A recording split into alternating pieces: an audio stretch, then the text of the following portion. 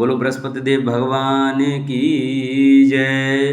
नमस्कार दोस्तों, स्वागत है आपका मेरे YouTube चैनल आर के भक्ति में। भक्तों, मैं आज आपको बृहस्पतिवार की व्रत कथा सुनाऊंगा, जिस कथा को करने से और सुनने मात्र से हमें मनवांछित फल की प्राप्ति होती है, विष्णु भगवान की हमें असीम कृपा प्राप्त होती है। तो आइए हम अपनी कथा को प्रारंभ करते हैं। जो भक्त हमारे चैनल पर नए आए हैं, वो हमारी वीडियो नए देख रहे हैं, वो हमारे चैनल को सब्सक्राइब कर लें, वीडियो को लाइक करें और कमेंट में ओम नमो भगवते वासुदेवाय अवश्य लिखें। तो आइए हम अपनी कथा को प्रारंभ करते हैं। बृहस्पतिवार का दिन भगवान विष्णु को समर्पित है। इस दिन विष्णु जी की पूजा करने से हमारी सभी मनोकामनाएं पूरी होती हैं।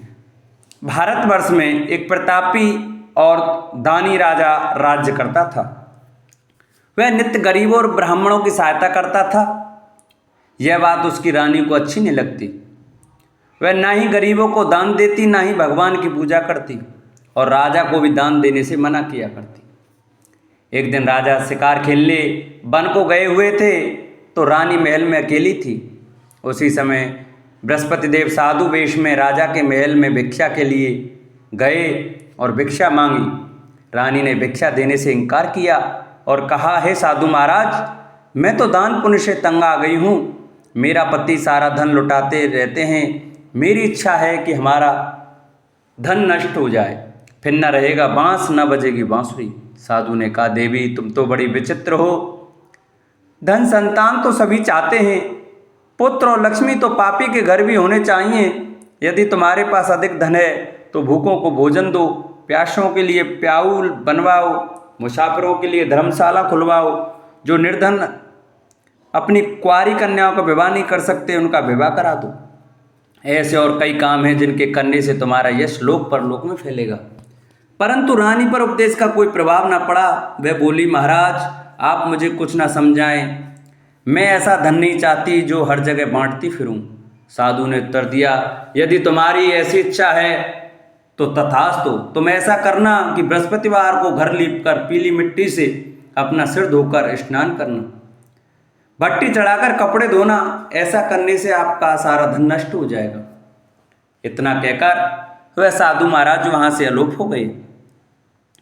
साधु के अनुसार कई बातों को पूरा करते हुए रानी को केवल 3 बृहस्पतिवार ही बीते थे कि उसकी समस्त धन संपत्ति नष्ट हो गई। भोजन के लिए राजा का परिवार तरसने लगा। तब एक दिन राजा ने रानी से बोला कि रानी तुम यहीं रहो, मैं दूसरे देश को जाता हूँ, क्योंकि यहाँ पर सभी लोग मुझे जानते हैं, इसलिए मैं कोई छोटा कार्य नहीं कर सकता। ऐसा कहकर राजा प्रदेश चला गया। वहाँ वह जंगल से लकड़ी काट कर लाता और शहर में बेचता। इस तरह वह अपना जीवन व्यतीत करने लगा। इधर राजा के प्रदेश जाते ही रानी और दासी दुखी रहने लगी।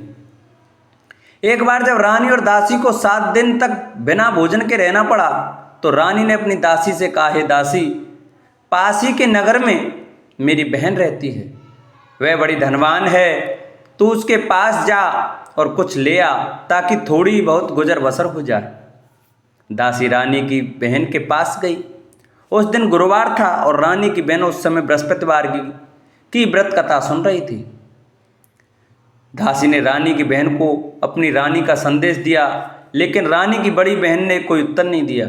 जब दासी को रानी की बहन से कोई उत्तर नहीं मिला तो वह बहुत दुखी हुई और उसे क्रोध भी आया।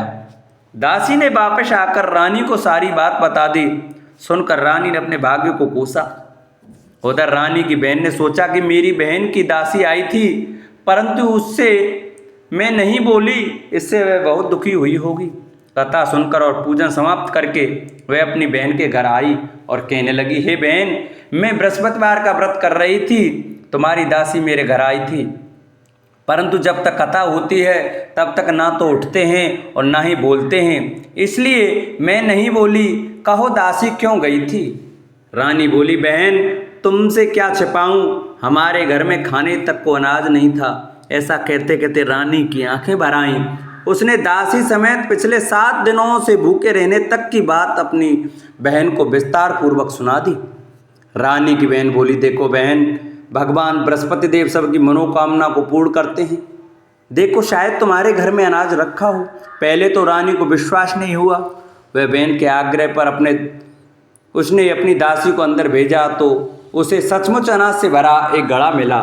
यह देखकर दासी की हैरानी हुई। दासी रानी से कहने लगी, हे रानी, जब हमको भोजन नहीं मिलता तो हम व्रत ही तो करते हैं, इसलिए क्यों ना इनसे व्रत और कथा की विधि पूछ ली जाए ताकि हम भी व्रत कर सकें। तब रानी ने अपनी बहन से बृहस्पतिवार व्रत के बारे में पूछा। उसकी बहन ने बताया, बृहस्पतिवार के व्रत में चने की दाल और मुनक्का से विष्णु भगवान का केले की जड़ में पूजन करें तथा दीपक जलाएं, व्रत कथा सुने और पीला भोजन ही करें। इससे बृहस्पति देव प्रसन्न होते हैं। व्रत और पूजन विधि बताकर रानी की बहन अपने घर को लौट गई। 7 दिन के बाद जब गुरुवार आया तो रानी और दासी ने व्रत रखा। गुड़साल में जाकर चना और गुड़ ले आई, फिर उससे केले की जड़ तथा विष्णु भगवान का पूजन किया। अब पीला भोजन कहाँ से आए, इस बात को लेकर दोनों बहुत दुखी थी। चूंकि उन्होंने व्रत रखा था इसलिए बृहस्पति देव उनसे प्रसन्न थे। इसलिए वे एक साधारण व्यक्ति का रूप धारण कर 2 थालों में सुंदर पीला भोजन दासी को दे गए। भोजन पाकर दासी बहुत प्रसन्न हुई। फिर रानी के साथ मिलकर भोजन ग्रहण किया। उसके बाद वे सभी गुरुवार को व्रत और पूजन करने लगी। बृहस्पति भगवान की कृपा से उनके पास फिर से धन संपत्ति आ गई, परंतु रानी फिर से पहले की तरह आलस्य करने लगी। तब दासी बोली, देखो रानी, तुम पहले इस प्रकार आलस्य करती थी, तुम्हें धन रखने में कष्ट होता था, इस प्रकार सभी धन नष्ट हो गया और जब भगवान बृहस्पति की कृपा से धन मिला है तो तुम्हें फिर से आलस्य होता है। रानी को समझाते हुए दासी कहती है कि बड़ी मुसीबतों के बाद हमने यह धन पाया है, इसलिए हमें दान पुण्य करना चाहिए, भूखे मनुष्यों को भोजन कराना चाहिए और धन को शुभ कार्यों में खर्च करना चाहिए, जिससे तुम्हारे कुल का यश बढ़ेगा, स्वर्ग की प्राप्ति होगी और पितृ प्रसन्न होंगे। दासी की बात मानकर रानी अपना धन शुभ कार्यों में खर्च करने लगी, जिससे पूरे नगर में उसका यश फैलने लगा। बृहस्पतिवार व्रत कथा के बाद श्रद्धा के साथ आरती की जानी चाहिए। इसके बाद प्रसाद बांटकर उसे ग्रहण करना चाहिए। एक दिन राजा दुखी होकर जंगल में एक पेड़ के नीचे आसन जमा कर बैठ गया। वह अपनी दशा को याद करके व्याकुल होने लगा। बृहस्पतिवार का दिन था। एकाएक उसने देखा कि निर्जन वन में एक साधु प्रकट हुए। वह साधु वेश में स्वयं बृहस्पति देवता थे। लकड़हारे के सामने आकर बोले, हे लकड़हारे, इस सुनसान जंगल में तू चिंता मग्न क्यों बैठा है? लकड़हारे ने दोनों हाथ जोड़कर प्रणाम किया और उत्तर दिया, महात्मा जी, आप सब कुछ जानते हैं, मैं क्या कहूँ? यह कहकर रोने लगा और साधु को अपनी आत्मकथा सुनाई। महात्मा जी ने कहा, तुम्हारी स्त्री ने बृहस्पति के दिन बृहस्पति भगवान का निरादर किया है, जिसके कारण रुष्ट होकर उन्होंने तुम्हारी यह दशा कर दी। अब तुम चिंता को दूर करके मेरे कहने पर चलो तो तुम्हारे सब कष्ट दूर हो जाएंगे और भगवान पहले से भी अधिक संपत्ति देंगे। तुम बृहस्पति के दिन कथा किया करो। 2 पैसे के चने मुनक्का लाकर उसका प्रसाद बनाओ और शुद्ध जल से लोटे में शक्कर मिलाकर अमृत तैयार करो। कथा के पश्चात अपने सारे परिवार और सुनने वाले प्रेमियों में अमृत व प्रसाद बांटकर आप भी ग्रहण करो। ऐसा करने से भगवान तुम्हारी सब मनोकामनाएं पूरी करेंगे। साधु के ऐसे वचन सुनकर लकड़हारा बोला, हे प्रभु, मुझे लकड़ी बेचकर इतना पैसा नहीं मिलता जिससे भोजन के उपरांत कुछ बचा सकूं। मैंने रात्रि में अपनी स्त्री को व्याकुल देखा है। मेरे पास कुछ भी नहीं है जिससे मैं उसकी खबर मंगा सकूं। साधु ने कहा, हे लकड़हारे, तुम किसी बात की चिंता मत करो। बृहस्पति के दिन तुम रोजाना की तरह लकड़ियां लेकर शहर को जाओ। तुम्हारा रोज से दुगना धन प्राप्त होगा, जिससे तुम भली भांति भोजन कर लोगे तथा बृहस्पति देव की पूजा का सामान भी आ जाएगा। इतना कहकर साधु अंतर्ध्यान हो गए। धीरे धीरे समय व्यतीत होने पर फिर वही बृहस्पतिवार का दिन आया। लकड़हारा जंगल से लकड़ी काटकर किसी शहर में बेचने गया। उसे उस दिन और दिन से अधिक पैसा मिला। राजा ने चना गुड़ आदि लाकर गुरुवार का व्रत किया। उस दिन से उसके सभी कलेश दूर हुए, परंतु जब दोबारा गुरुवार का दिन आया तो बृहस्पतिवार का व्रत करना भूल गया। इस कारण बृहस्पति भगवान नाराज हो गए। उस दिन उस नगर के राजा ने विशाल यज्ञ का आयोजन किया था तथा शहर में यह घोषणा करा दी कि कोई भी मनुष्य अपने घर में भोजन न बनावे, न आग जलावे, समस्त जनता मेरे यहाँ भोजन करने आवे। इस आज्ञा को जो न मानेगा उसे फांसी की सजा दी जाएगी। इसी तरह की घोषणा संपूर्ण नगर में करवा दी गई। राजा की आज्ञा अनुसार शहर के सभी लोग भोजन करने आए, लेकिन लकड़हारा कुछ देर से पहुंचा, इसलिए राजा उसको अपने साथ घर ले गए और ले जाकर भोजन करा ही रहे थे तो रानी की दृष्टि उस खूंटी पर पड़ी जिस पर उसका हार लटका हुआ था। वह वहां पर दिखाई नहीं दिया। रानी ने निश्चय किया कि मेरा हार इस मनुष्य ने चुरा लिया है। उसी समय सिपाहियों को बुलाकर उसको कारागार में डलवा दिया। जब लकड़हारा कारागार में पड़ गया और बहुत दुखी होकर विचार करने लगा कि न जाने कौन से पूर्व जन्म के कर्म से मुझे यह दुख प्राप्त हुआ है, और उसी साधु को याद करने लगा जो कि जंगल में मिला था। उसी समय तत्काल बृहस्पति देव साधु के रूप में प्रकट हुए और उसकी दशा को देखकर कहने लगे, अरे मूर्ख, तूने बृहस्पति देव की कथा नहीं सुनी करी, इस कारण तुझे दुख प्राप्त हुआ है। अब चिंता मत कर, बृहस्पतिवार के दिन कारागार के दरवाजे पर 4 पैसे पड़े मिलेंगे, उनसे तू बृहस्पति देव की पूजा करना, तेरे सभी कष्ट दूर हो जाएंगे। बृहस्पति के दिन उसे 4 पैसे मिले। लकड़हारे ने कहा, कहीं उसी रात्रि को बृहस्पति देव ने उस नगर के राजा को स्वप्न में कहा, हे राजा, तुमने जिस आदमी को कारागार में बंद कर दिया है वह निर्दोष है, वह राजा है, उसे छोड़ देना। रानी का हार उसी कुंटी पर लटका है, अगर तू ऐसा नहीं करेगा तो मैं तेरे राज्य को नष्ट कर दूंगा। इस तरह रात्रि के स्वप्न को देखकर राजा प्रातःकाल उठा और खूंटी पर हार देकर लकड़हारे को बुलाकर क्षमा मांगी तथा लकड़हारे को योग्य सुंदर वस्त्र आभूषण देकर विदा कर दिया। बृहस्पति देव की आज्ञा अनुसार लकड़हारा अपने नगर को चल दिया। राजा जब अपने नगर के निकट पहुंचा तो उसे बड़ा आश्चर्य हुआ। नगर में पहले से अधिक बाग, तालाब, कुएं तथा धर्मशाला, मंदिर आदि बन गए हैं। राजा ने पूछा, यह किसका बाग और धर्मशाला है? तब नगर के सब लोग कहने लगे, ये सब रानी और बांदी के हैं। तो राजा को आश्चर्य हुआ और गुस्सा भी आया। जब रानी ने यह खबर सुनी कि राजा आ रहे हैं तो उन्होंने बांदी से कहा कि दासी, देख, राजा हमको कितनी बुरी हालत में छोड़ के गए थे, हमारी ऐसी हालत देखकर वह लौट ना जाएं, इसलिए तू दरवाजे पर खड़ी हो जा। आज्ञा अनुसार दासी दरवाजे पर खड़ी हो गई। राजा आए तो उन्हें अपने साथ लिवा लाई। तब राजा ने क्रोध करके अपनी रानी से पूछा कि यह धन तुमने कैसे प्राप्त किया? तब उन्होंने कहा, हमें यह सब धन बृहस्पति देव के इस व्रत के प्रभाव से प्राप्त हुआ है। राजा ने निश्चय किया कि 7 रोज बाद तो सभी बृहस्पति देव का पूजन करते हैं, परंतु मैं प्रतिदिन दिन में 3 बार कहानी तथा रोज व्रत किया करूँगा। अब हर समय राजा के दुपट्टे में चने की दाल बंधी रहती तथा दिन में 3 बार कहानी कहता। एक रोज राजा ने विचार किया कि चलो अपनी बहन के यहाँ हुआ मैं। इस तरह निश्चय कर राजा घोड़े पर सवार हो अपनी बहन के यहाँ चलने लगा। मार्ग में उसने देखा कि कुछ आदमी एक मुर्दे को लिए जा रहे हैं। उन्हें रोककर राजा ने कहा, अरे भाइयों, मेरी बृहस्पति देव की कथा सुन लो। वे बोले, लो, हमारा तो आदमी मर गया है, इसको अपनी कथा की पड़ी है। परंतु कुछ आदमी बोले, अच्छा कहो, हम तुम्हारी कथा भी सुनेंगे। राजा ने दाल निकाली और जब कथा आदि हुई कि मुर्दा हिलने लग गया और जब कथा समाप्त हो गई तो राम राम कह के मनुष्य उठकर खड़ा हो गया। आगे मार्ग में उसे एक किसान खेत में हल चलाता मिला। राजा ने उसे देख और उससे बोला, अरे भैया, तुम मेरी बृहस्पतिवार की कथा सुन लो। किसान बोला, जब तक मैं तेरी कथा सुनूंगा तब तक 4 हरैया जोत लूँगा, जा अपनी कथा किसी और को सुनाना। इस तरह राजा आगे चलने लगा। राजा के हटते ही बैल पछाड़ खाकर गिर गए तथा किसान के पेट में बड़ी जोर का दर्द होने लगा। उस समय उसकी माँ रोटी लेकर आई। उसने जब यह देखा तो अपने पुत्र से सब हाल पूछा और बेटे ने सभी हाल कह दिया। तो बुढ़िया दौड़ी दौड़ी उस घुड़सवार के पास गई और उससे बोली कि मैं तेरी कथा सुनूंगी, तू अपनी कथा मेरे खेत पर चलकर ही कहना।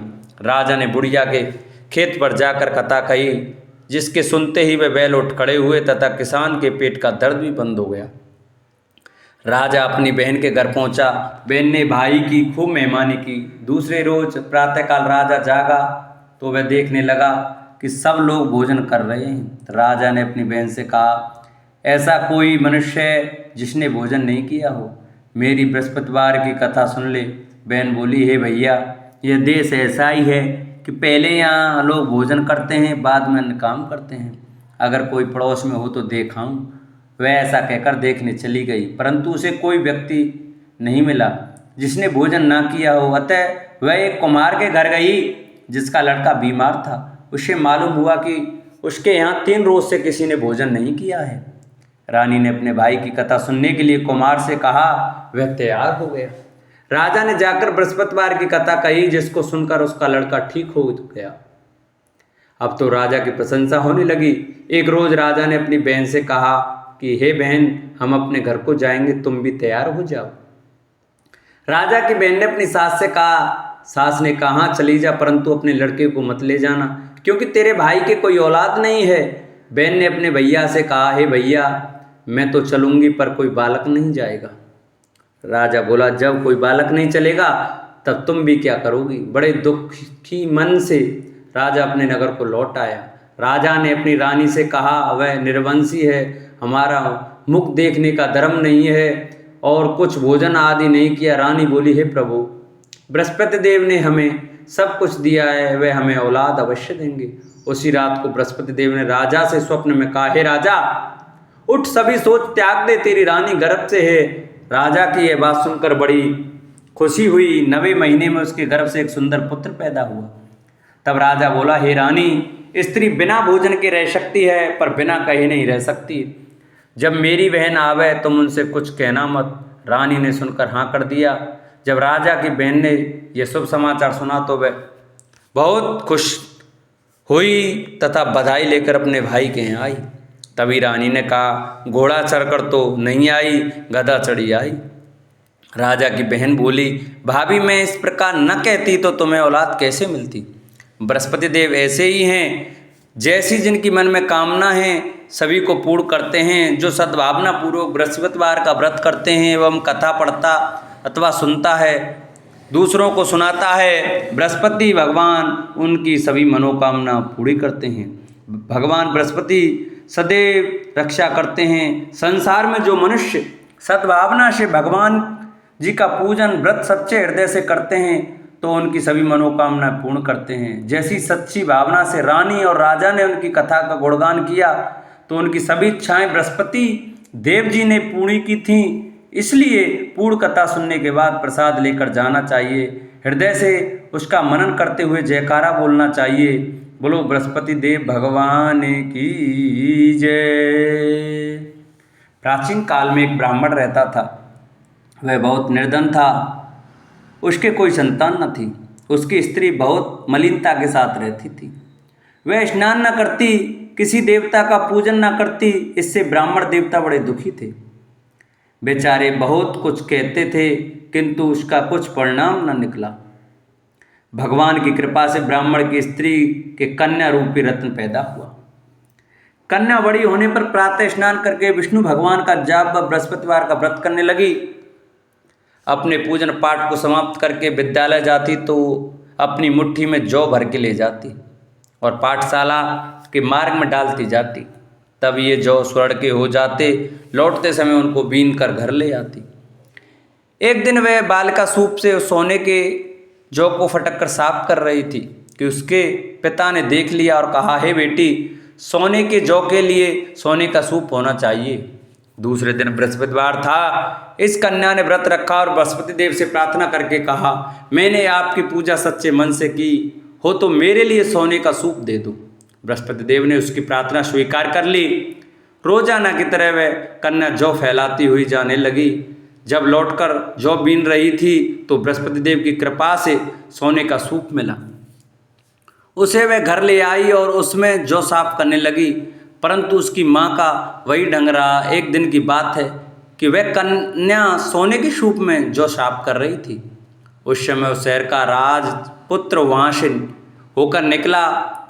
इस कन्या के रूप और कार्य को देखकर मोहित हो गया तथा अपने घर आकर भोजन तथा जल त्याग कर उदास होकर लेट गया। राजा को इस बात का पता लगा तो अपने प्रधानमंत्री के साथ उसके पास गए और बोले, हे बेटा, तुम्हें किस बात का कष्ट है?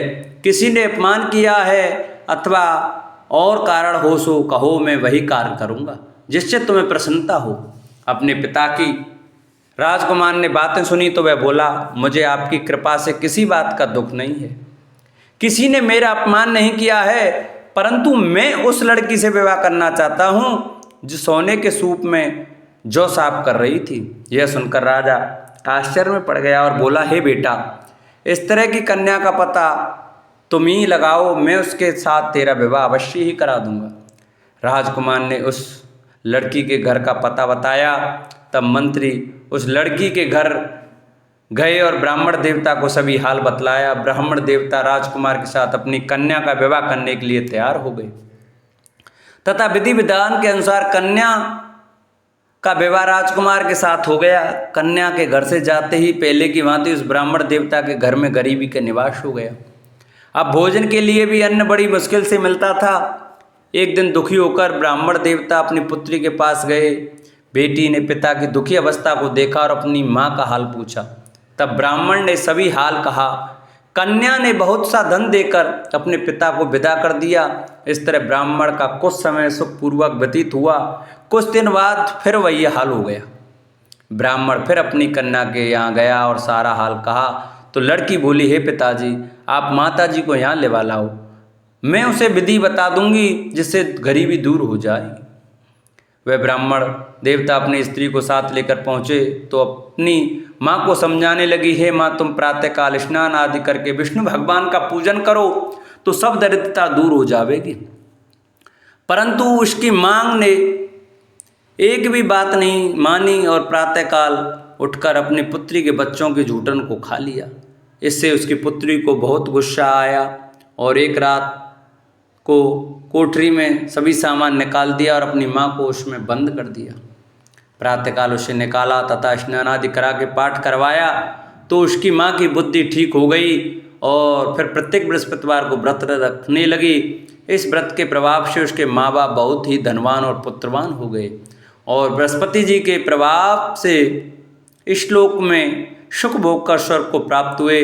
बोलो विष्णु भगवान की जय, बोलो बृहस्पति देव की जय।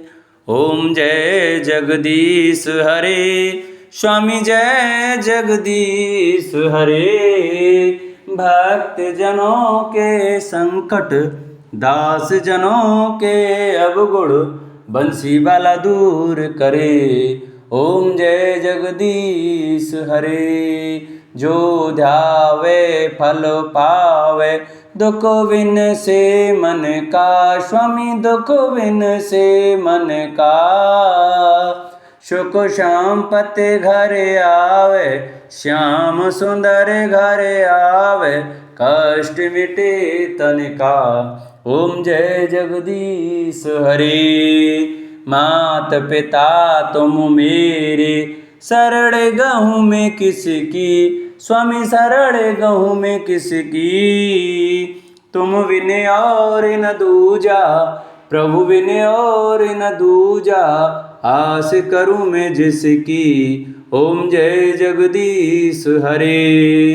तुम पूर्ण परमात्मा, तुम अंतर्यामी, स्वामी तुम अंतर्यामी।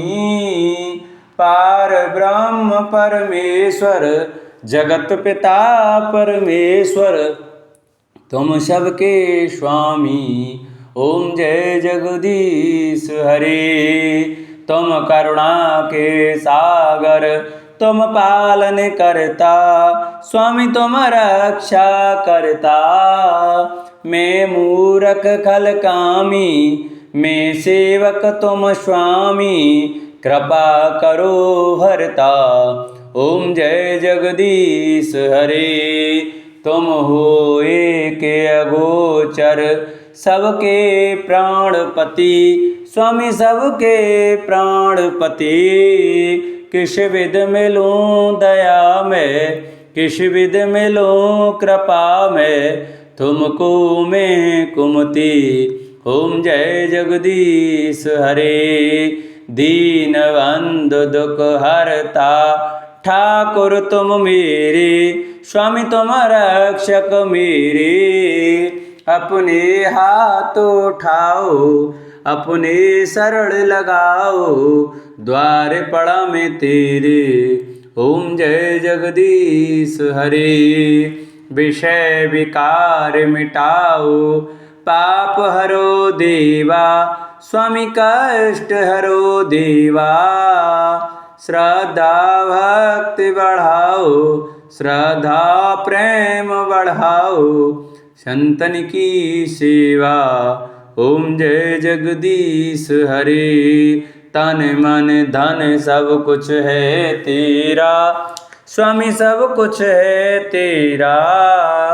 तेरा तुझको अर्पण, तेरा तुझको अर्पण, क्या लागे मेरा। ओम जय जगदीश हरे। पार ब्रह्म जी की आरती जो कोई नर गावे, स्वामी प्रेम सहित गावे। कहत शिवानंद स्वामी, भजत हरि हर स्वामी, मनवांचित फल पावे। ओम जय जगदीश हरे। ओम जय जगदीश हरे। स्वामी जय दीनानाथ हरे। स्वामी जय भोलेनाथ हरे। स्वामी जय सीताराम हरे। स्वामी जय राधे श्याम हरे। भक्त जनों के संकट, दास जनों के अवगुण, बंसी वाला दूर करे। ओम जय जगदीश हरे। बोलो विष्णु भगवान की जय। बोलो बृहस्पति देव भगवान की जय। जिन भक्तों को हमारी कथा अच्छी लगी हो वो हमारी कथा को ज़्यादा से ज़्यादा शेयर करें, जिससे और भी भक्त हमारी कथा का श्रवण कर सकें। हमारे चैनल को सब्सक्राइब करें, वीडियो को लाइक करें और कमेंट में ओम नमो भगवते वासुदेवाय, ओम बृहस्पतिदाय नमः लिखना न भूलें। बोलो बृहस्पति भगवान की जय।